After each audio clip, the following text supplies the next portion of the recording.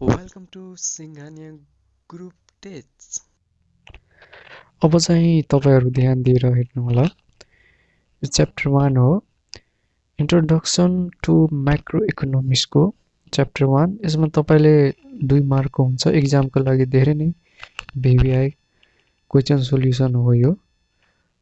यो तपाईलेहरुले चाहिँ स्क्रिनशट लिनु होला, नत्र भिडियो रोकी तपाईहरु नोट मज्जाले सार्न सक्नुहुन्छ।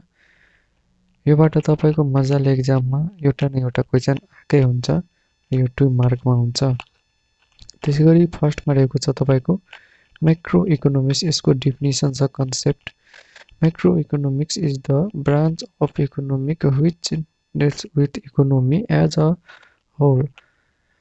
In other words, it is the study very large economic-wide agreement variable like national income, money, price level, unemployment, economic growth rates. It is मेरो चाहिँ इंग्लिश कमजोर छ, त्यहीबाट तपाईहरु आफैले ध्यान दिएर पढ्नु होला र प्र्याक्टिस गर्नु होला। यो भनेको माइक्रो इकोनोमिक्स भनेको तपाईले जस्तै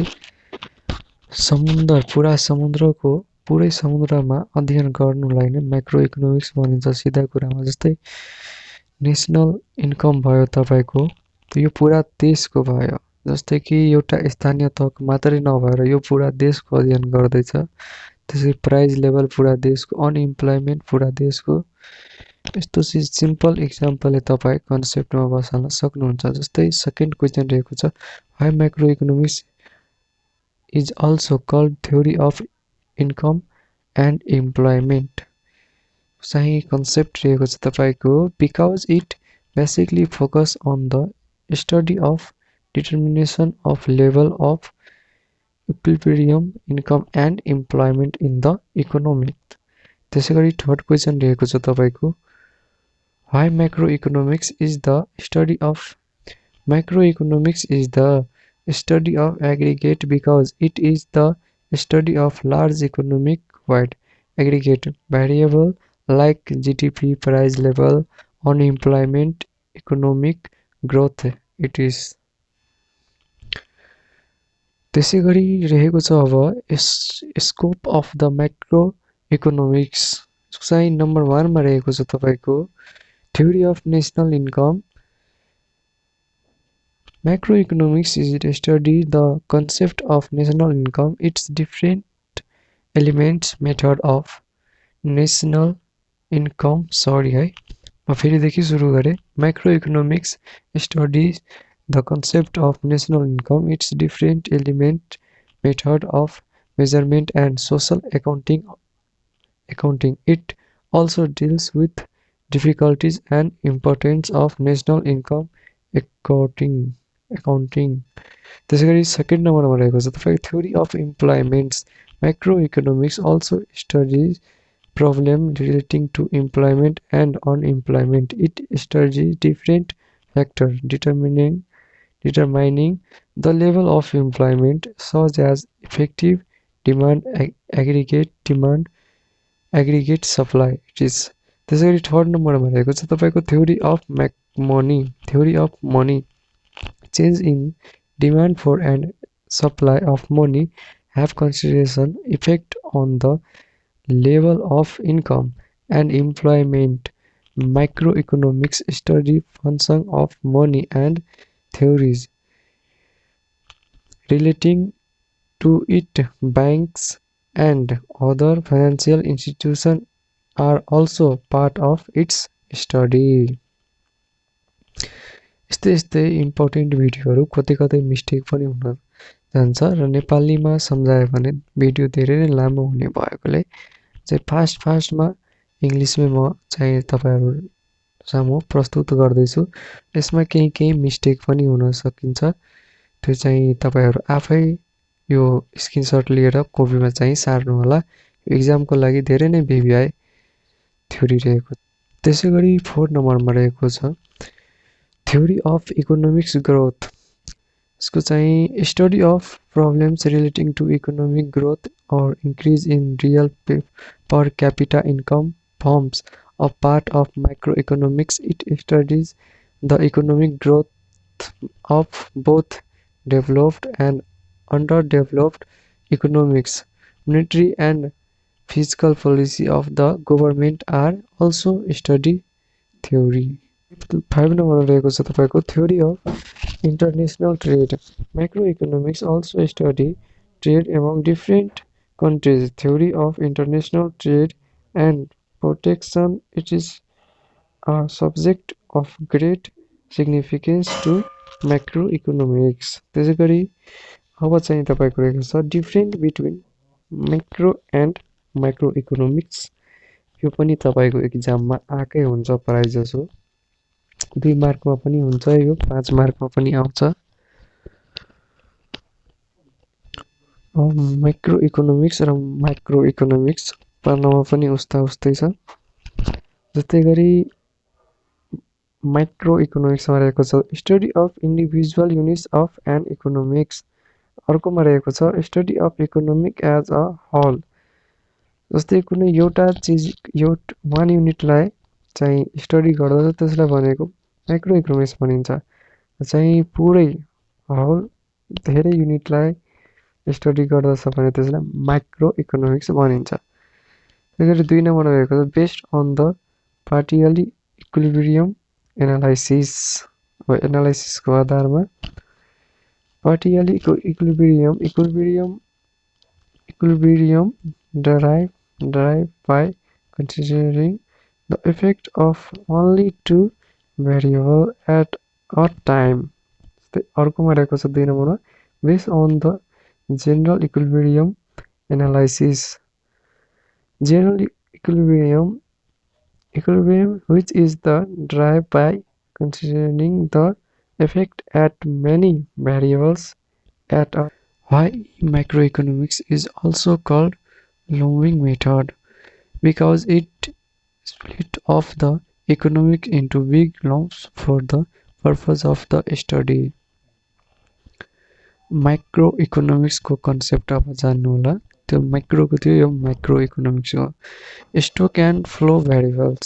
Stock variables is the macroeconomics variable which are measured at a point of time are called stock variable. In macroeconomics, stock of capital in country, the number of employee, personal, money supply, total saving, labor force, it is are measured at a point of time which are example of stock variables.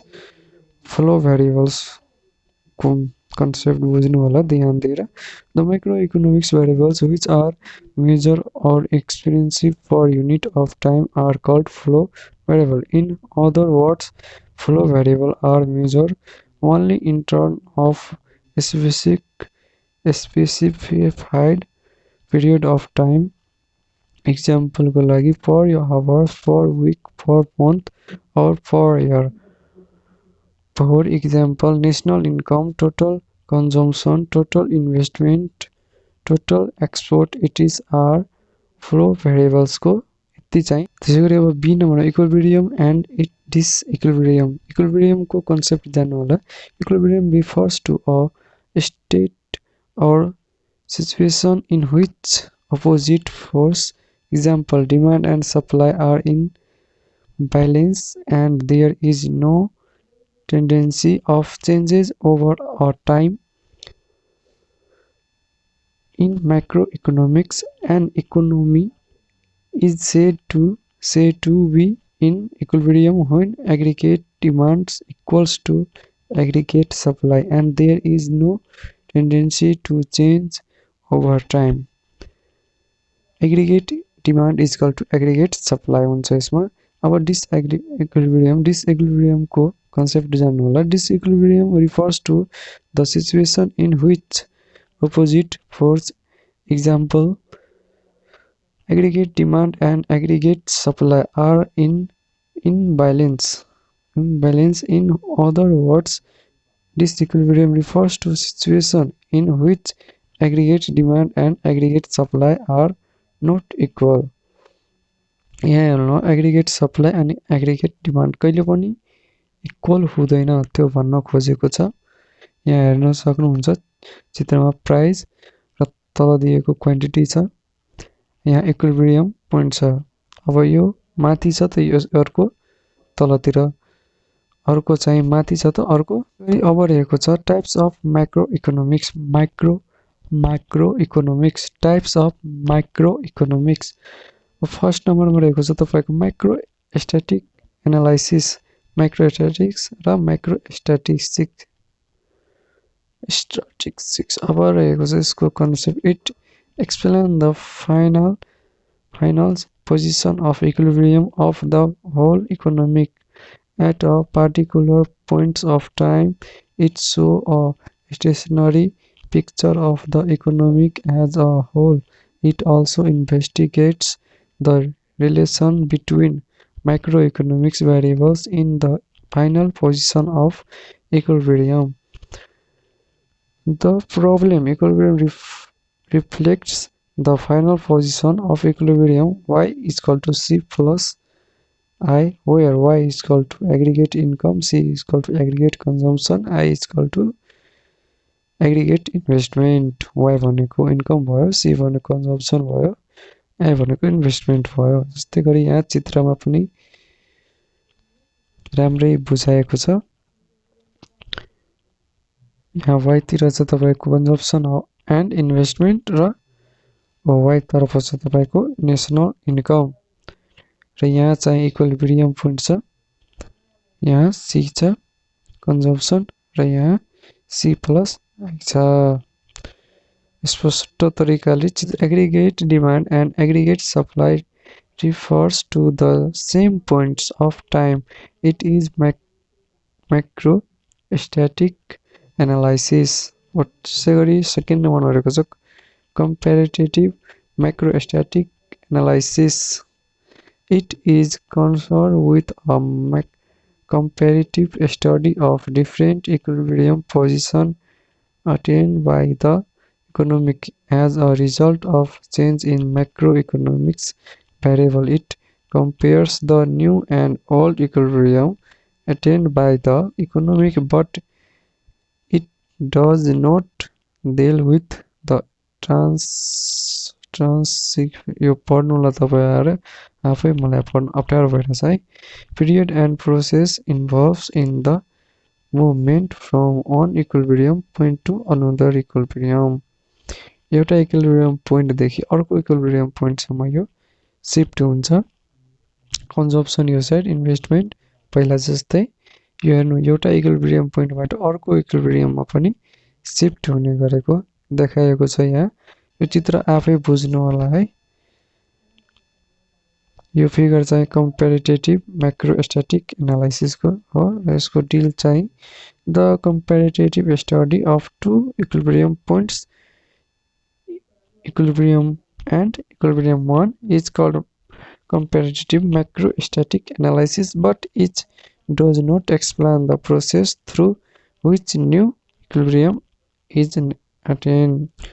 त्यसै गरी third नम्बरमा रहेको छ तपाईको types of माइक्रोइकोनोमिक्सको third नम्बरमा रहेको छ तपाईको macrodynamic analysis.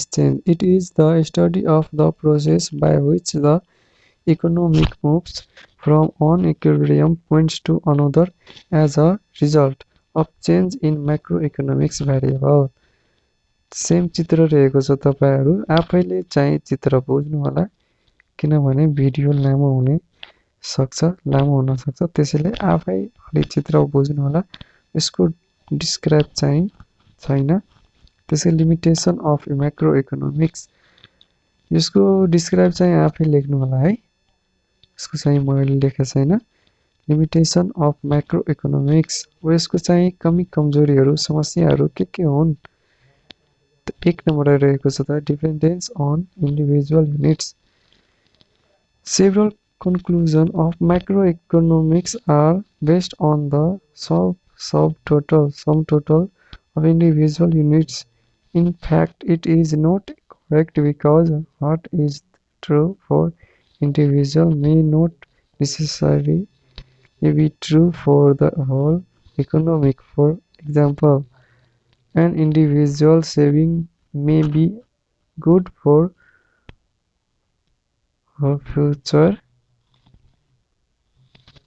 but if everybody start saving, the aggregate demand will fail, causing regression in national income.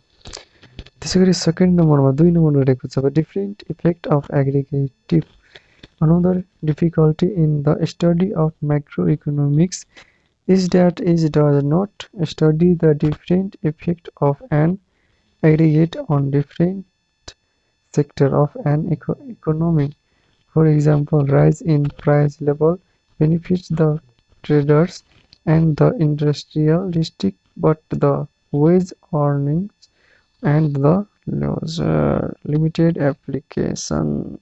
थर्डमा रहेको छ limited application. Another limitation of macroeconomics is that most of the models relating to it have only theoretical significance. They have very little use in practical life. Moreover,